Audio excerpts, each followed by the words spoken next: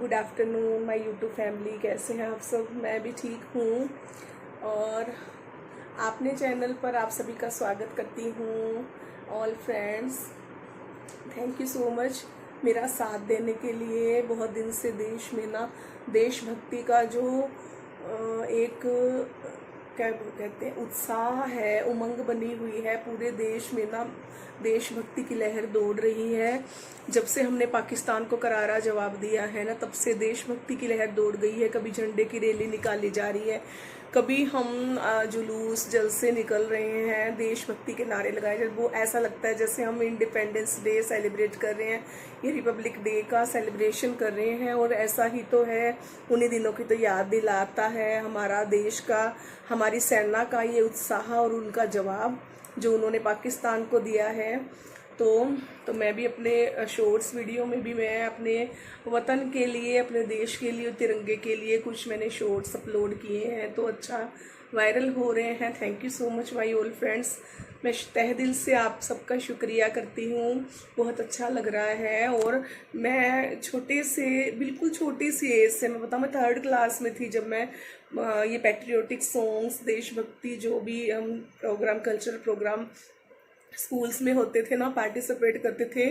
आप ये देखिए, अगर प्रोग्राम हमारा 10 बजे 9:30 बजे स्टार्ट होने वाला है ना, तो हमें सर्दियां हो, रिपब्लिक डे हो या फिर 15 अगस्त हो, हमें ना सुबह 6 o'clock ही ऑल पार्टिसिपेंट्स को बुलाया जाता था। तो हम अपनी पूरी एक बास्केट के अंदर ना, जो पकड़ने वाली बास्केट होती है, उसके अंदर अपने अपने हाथों में डालने के मैचिंग चूड़ियाँ, अपना लेजियम, अपना कलरफुल रिबन, ट्राई कलर्स, अपने अपने हेयर बैंड्स, अपनी नथ, अपना टीका, अपना लहंगा चोली, अपना जो चेंज करने वाला, लाइक पंजाबी गाने पे डांस कर रही हूँ तो वो सारी चीज़ें ना हम उसके अंदर भर के 6 o'clock हम ना स्कूल में पहुँच जाया करते थे।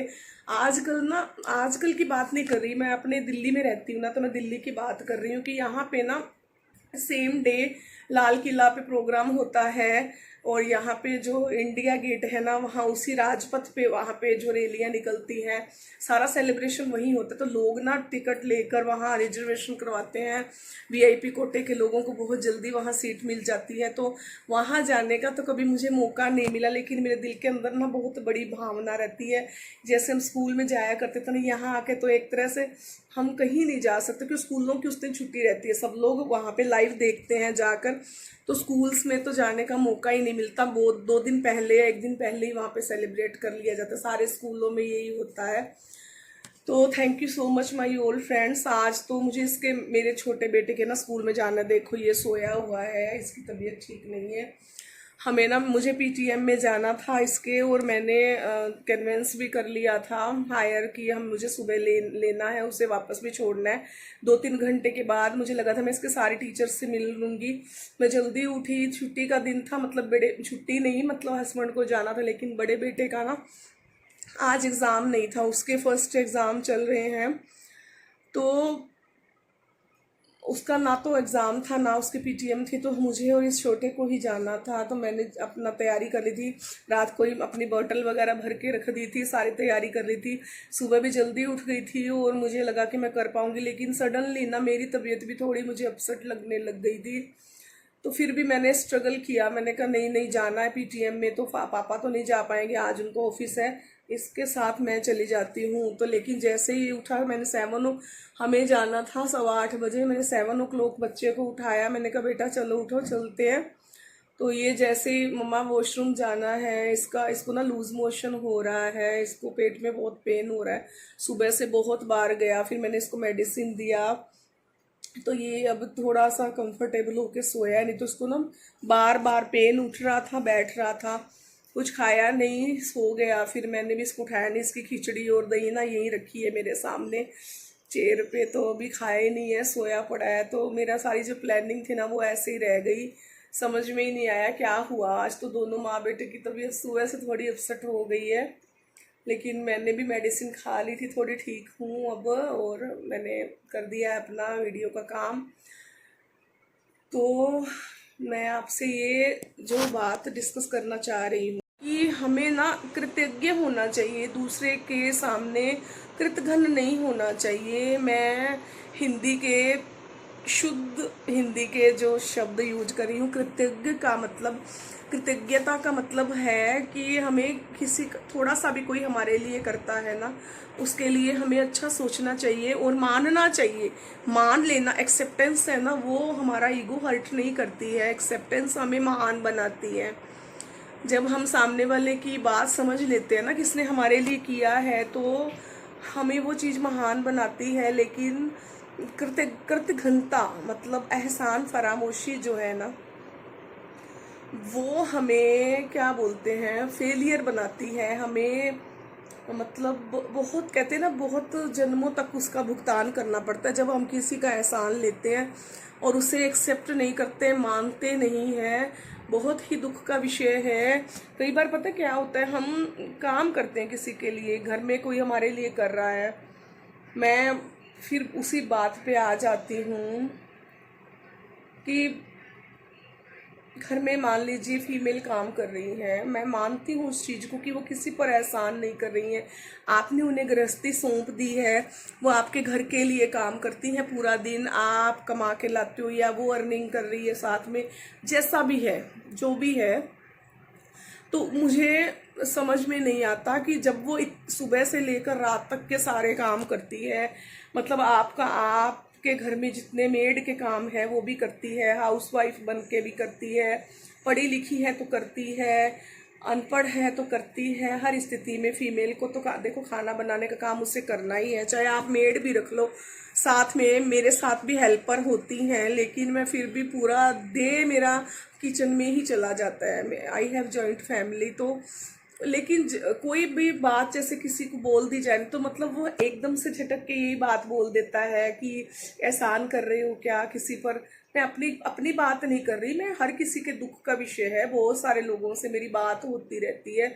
तो फीमेल्स की ना अक्सर यही शिकायत रहती है कि मतलब इतना उल्टा सीधा उनको सुनने को मिल जाता है कि एहसान कर रहे हो क्या, मत किया करो, छोड़ दो, मतलब ये कोई बात नहीं हुई यार। सारा दिन कोई तुम्हारे लिए सुबह से रात तक करे, मान लो आप कमा के लाते हो जो भी है, आप भी मुखिया हो घर के, लेकिन किसी अगर इतनी सी बात को दूसरी तरह से बोल दिया जाए, हाँ हाँ मैं समझता हूँ, मैं तुम्हारा दुख समझता हूँ, तुम करती हो, तुम थक जाती हो, कैसा बीता तुम्हारा दिन, है ना, अच्छा लगता है, तू कितना करती है काम, मतलब मक्खन लगाने की बात नहीं कर रही हूँ मैं झूठी बटरिंग की बात नहीं कर रही हूँ, मैं चापलूस होने की बात नहीं कर रही हूँ, मैं जोरू के गुलाम बनने की बात नहीं कर रही हूँ, मैं झूठे मियाँ मिट्ठू बनने की बात नहीं कर रही हूँ। मैं बात कर रही हूँ उसूल की, रूल की, किसी का दिल रखने की, किसी का मान रखने की, किसी का सम्मान रखने की, घर की फीमेल की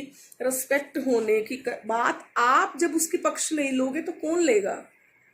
आप एक झटक में कह देते हो कि मुझ पे एहसान थोड़ी कर रही है, किसी का हम नहीं करते अपना काम। अरे यार तुम तो मतलब वो तुमसे अपनी बात बोल के प्यार चाहती है, तुम्हारा क्या बोलते हैं, तुम्हारा अट्रैक्शन चाहती है, वो तुम्हारा कंसर्न चाहती है, वो नहीं वो करती है। आप उसे बोल के देखिए, आप तारीफ तो कीजिए, वो 4 गुना काम करके देगी। ये फीमेल की कमजोरी होती है, जब उसे थोड़ी सी भी रिस्पेक्ट और तारीफ मिलती है ना, तो वो मतलब 2 गुना काम करने की उसके अंदर पावर आ जाती है, उसे खुशी होती है, दे मेरा पति मुझे समझता है। या तुम्हारे लिए वो अपनी दुनिया छोड़ के आती है, या तुम्हारे लिए वो अपना अपना घर संसार, अपनी दुनिया, अपना अतीत सब छोड़ कर आती है, तुम्हारी गृहस्थी संभाल रही है। तुम्हारे घर में अगर तुम चले जाते हो, पेरेंट्स की सेवा करती है, बच्चों को देखती है, काम करती है, अपना चलो अपना भी कुछ करती है, ठीक है। लेकिन क्या आप इतनी सी बात बोल देंगे तो क्या तुम्हारा ईगो झुक जाएगा क्या। मैं सब मेल्स के लिए बोल रही हूँ, क्या तुम इतनी बात तारीफ में बोल दोगे प्यार से, या फिर एक झटके में बात बोलते हैं कि हम अंधे हैं क्या, हमें दिखता। अरे दिखता सबको है, दिखता तो तुम्हारे पेरेंट्स को भी है, दिखता तो इन लॉज वालों को भी है, लेकिन कहाँ वो रिस्पेक्ट और तारीफ दे पाते हैं जिसकी वो हकदार होती है। और फिर जब मेल्स को ये बोलती हैं कि हम क्या फुल टाइम मेड हैं, तो फिर उन्हें बुरा क्यों लगता है। फिर क्या, जब रिस्पेक्ट नहीं दोगे, प्यार नहीं दोगे, आप उनकी बात की कदर ही नहीं करोगे, आप उन्हें समझोगे ही नहीं, तो फिर तो यही मतलब हुआ ना कि फिर जब इमोशनली आप अटैच्ड ही नहीं हो उसके, किसी दुख सुख से आपको कोई कंसर्न ही नहीं है, आप केयर नहीं करते हो, तो फिर क्या बोलेगी वो उसको तो यही महसूस होगा ना कि मैं तो नौकर हूँ, इससे ज़्यादा मेरी कोई वैल्यू ही नहीं है घर में। होता है ना ऐसा।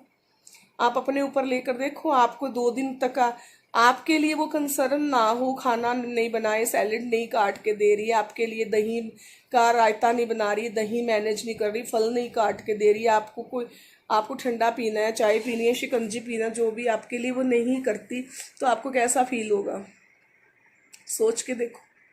अगर कर रही है, मन से नहीं कर रही है, आपकी चीज में वो दिल से इन्वॉल्व नहीं है, आपको नहीं लगेगा कि ऐसा खाना तो नौकर को भी मिल जाता है? वो अपना प्यार डालती है, वो अपना कंसर्न डालती है उसमें, वो अपनी मेहनत डालती है, तभी आप उससे खाते हो। और उसकी मतलब फीमेल की यही भावना रहती है कि मेरे हस्बैंड को ना हेल्थ मिले, अच्छा खाना दूंगी, घर का दूंगी, बच्चों को अच्छा दूंगी तो वो स्वस्थ रहेंगे। वो ये भावना डाल के आपके लिए खाना बनाना शुरू करती है, जल्दी उठती है। आप तो नहीं कहते ना उसे उठ के मेरे लिए कर, वो खुद से करती है। जब वो जब वो आपके लिए कर रही है और उसके अंदर उसकी फीलिंग नहीं है, तो आपको क्या खाने में मजा आएगा?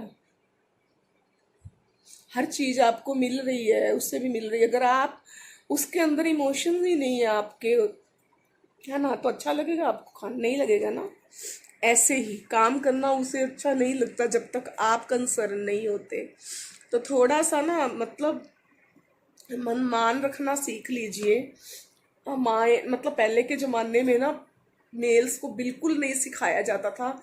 माएँ बस मतलब भेदभाव करती थी हमेशा लड़कियों और लड़कों में, लड़कों को ज़्यादा खिलाया हमारे हमारे साथ भी ऐसा होता था। जब हमारी मम्मी और नानी कुछ चीज़ डिवाइड करते थे ना हम बहन भाइयों में, तो हमेशा नानी कहती थी कोई बात नहीं, ज़्यादा दे दो, एक भाई है, हिक भरा है, दे दो, हो जाने, कोई बात नहीं। अरे भाई, सारी बात करते करते मतलब तुम कहीं ना कहीं मेल में ये बात जता देते हो कि वो ज्यादा का हकदार है, और सारी जिंदगी वो ज्यादा लेता है फीमेल से, बदले में उसे कुछ नहीं मिलता, फीमेल को नहीं मिलता, उस क्वांटिटी में नहीं मिल पाता जिसकी वो हकदार होती है। फिर भी वो करती रहती है क्योंकि उसकी मजबूरी होती है।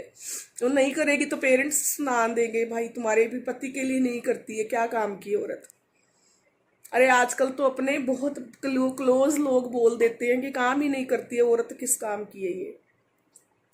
तो इस तरह की भावनाएं नहीं रखें। मतलब जिसकी भी बात सुनते हैं बहुत दुख होता है अपने लोगों को देख कर कि ऐसी परिस्थितियां क्यों हैं फीमेल्स के साथ। क्या आप थोड़ा सा उसे लाड प्यार से, मान सम्मान से उसको हैंडल नहीं कर सकते? आप बाहर के मार्केट के इतने बड़े बड़े काम करके आते हो, आप इतने बड़े बड़े लोगों से डील करते हो, आप मार्केट की पॉलिटिक्स के अंदर खुद को स्टैंड रखना जानते हो, एक इमोशन से, प्यार से भरी हुई पत्नी को नहीं समझ सकते? समझ सकते हैं ना।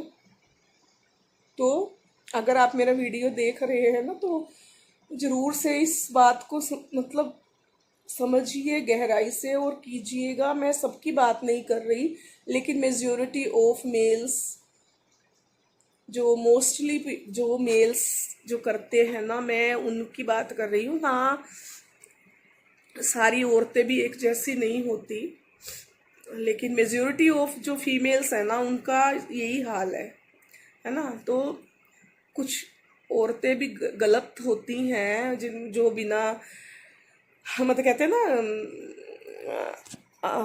हम ना सोचे हमें क्या मिला है, हम ये सोचें किया क्या है अर्पण। तो पहले तो देखना चाहिए हमने अर्पण क्या किया है। लेकिन आप 100% एफर्ट्स डाल देते हो, अर्पण करते हो, उसके बाद भी अगर आपको परिणाम नहीं मिलता तो दुख होना तो लाजमी होता है ना। तो इसीलिए दूसरों की तकलीफ को समझिए, उन्हें प्यार दीजिए, प्यार लीजिए। इंसान है ना, बस इतना ही साथ रह जाएगा, याद रहेगा। और अगले जन्म के लिए भी ना, मतलब एक दूसरे को कोई मांगता है कि अगले जन्म में भी भाई मुझे यही साथी मिले, मुझे पार्टनर मिले। जब आप इतना परेशान कर दोगे किसी को कि वो ये दुआ मांगे भगवान इसके पास मत लाना मुझे, किसी भी जन्म में ना मुझे ये इंसान मेरे सामने नहीं आना चाहिए। ऐसी नौबत क्यों आए, जब हम एक डोरी से बंध जाते हैं घर परिवारों में तो प्यार से उस रिश्ते को संभालिए, फॉर्मेलिटी के लिए मत रखिए। तो जितना मेरे दिमाग में बात आ रही थी मैंने बोल दी। रोज आता है कुछ ना कुछ, बहुत सारा कुछ है मटेरियल्स शेयर करने के लिए। तो ध्यान रखिए भाई, अपनों की बातें कईयों की सुन के ना बहुत दुख तकलीफ पहुंचती है, क्योंकि देवता नहीं है हम, यूट्यूबर है ना, हमारे भी पर्दे के पीछे की भी दुनिया है, हमारे भी पड़ोसी हैं, हमारे भी रिलेटिव्स हैं, तो हमें भी तकलीफ होती है। तो जो अनुभव किया ना वो मैंने आपको बताया, शेयर किया। Thank you so much my old friends. देखिएगा, अच्छा लगेगा तो ज़रूर लाइक कीजिएगा, शेयर कीजिएगा वीडियो को, और चैनल को सब्सक्राइब कीजिएगा। अच्छा नहीं लगे तो कोई बात नहीं, आप देखिए, और आपको नहीं अच्छा लगे तो छोड़ दीजिए, कुछ मत कीजिए। Thank you so much, bye.